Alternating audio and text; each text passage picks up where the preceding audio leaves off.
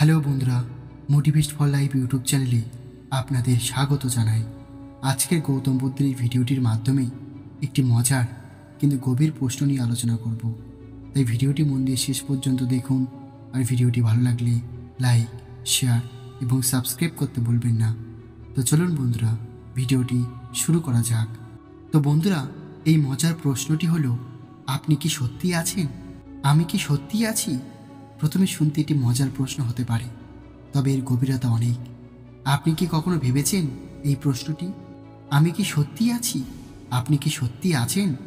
এই প্রশ্নটি গৌতম বুদ্ধের কাছেও একবার করা হয়েছিল, তবে গৌতম বুদ্ধ এই প্রশ্নের কোনো সরাসরি উত্তর দেননি, বরং তিনি চুপ থেকেছিলেন।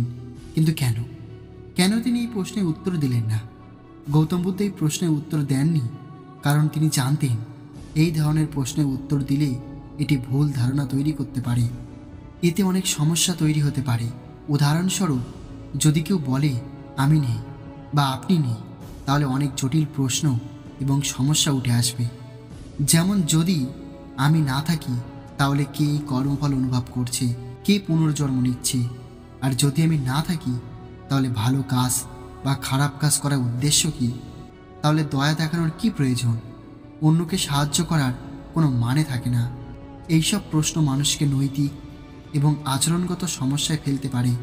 তাই গৌতম বুদ্ধ এই ধরনের প্রশ্নের সরাসরি উত্তর দেননি, কিন্তু তিনি এই বিষয়ে একটি গভীর দৃষ্টিভঙ্গি দিয়েছিলেন। গৌতম বুদ্ধ বলেছিলেন, এই ধরনের প্রশ্নের উত্তর দিতে গেলে দুটি চরম পন্থায় পড়ার সম্ভাবনা থাকে।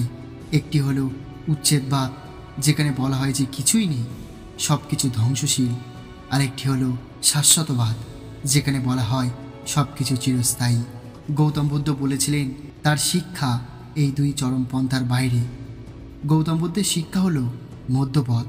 মধ্যপথের অর্থ হলো নিজের প্রকৃতি স্বরূপ বা স্বভাব বুঝতে পারা এবং তার প্রকৃতির গভীর উপলব্ধি অর্জন করা।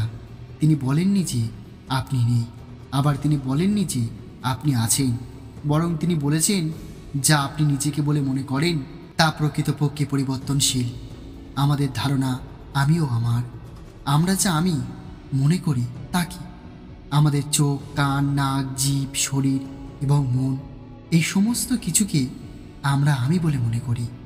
আর যেসব জিনিস আমরা দেখি, শুনি, অনুভব করি, গন্ধ পাই, স্বাদ নিই এবং যেগুলো নিয়ে আমরা ভাবি, সেগুলোকে আমরা আমার জিনিস বলে মনে করি।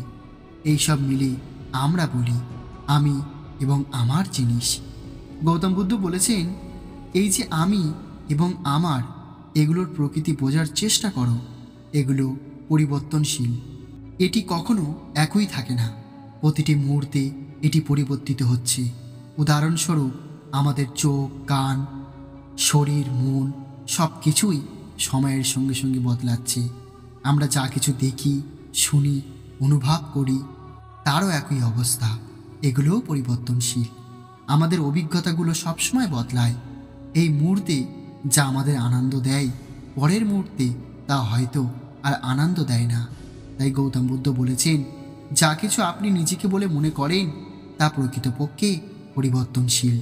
পরিবর্তনের কারণে কষ্ট। গৌতম বুদ্ধ আরও বলেছিলেন, যা পরিবর্তনশীল তা কষ্টের কারণ।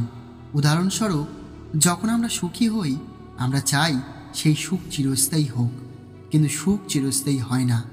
যখন এটি শেষ হয়ে যায় তখন আমরা কষ্ট পাই। আবার যখন আমরা দুঃখ পাই তখন আমরা মনে করি এই কষ্ট চিরস্থায়ী হবে, কিন্তু এটি সঠিক নয়। দুঃখ পরিবর্তনশীল, কিন্তু আমাদের মন এই পরিবর্তনশীল প্রকৃতিতে বুঝতে পারে না আত্মার ধারণা এবং আনন্দ। তাহলে আমরা যা আমি বলে মনে করি তা যদি পরিবর্তনশীল হয় এবং কষ্টের কারণ হয়, তবে সেটি কি সত্যি আমি বা আমার? গৌতম বুদ্ধ বলেছিলেন, না, এটি সত্যিকারের আমি নই। এটি হলো বৌদ্ধ ধর্মের একটি গুরুত্বপূর্ণ ধারণা, যাকে বলা হয় অনত্ব।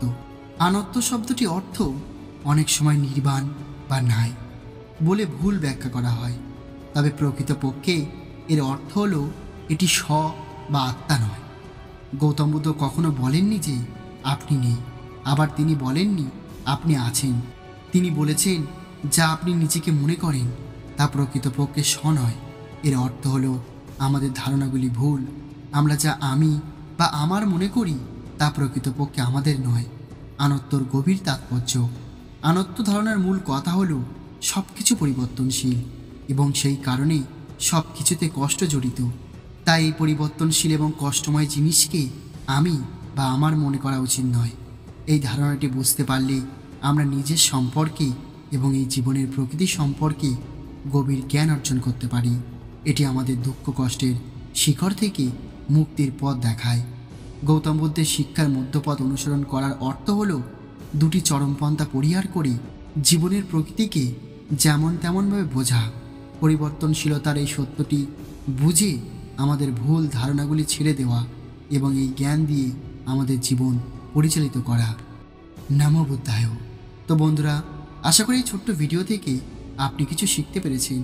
আর আপনি যেটুকুই শিখেছেন তা কমেন্ট করে অবশ্যই আমাদের জানাবেন। আর ভিডিওটি ভালো লাগলে লাইক, শেয়ার এবং সাবস্ক্রাইব করতে ভুলবেন না। আর ভিডিওটি শেষ পর্যন্ত দেখার জন্য আপনাদের অসংখ্য ধন্যবাদ জানাই। ভালো থাকবেন, সুস্থ থাকবেন। আবারও আসবো আগামীকাল নতুন একটি ভিডিও নিয়ে।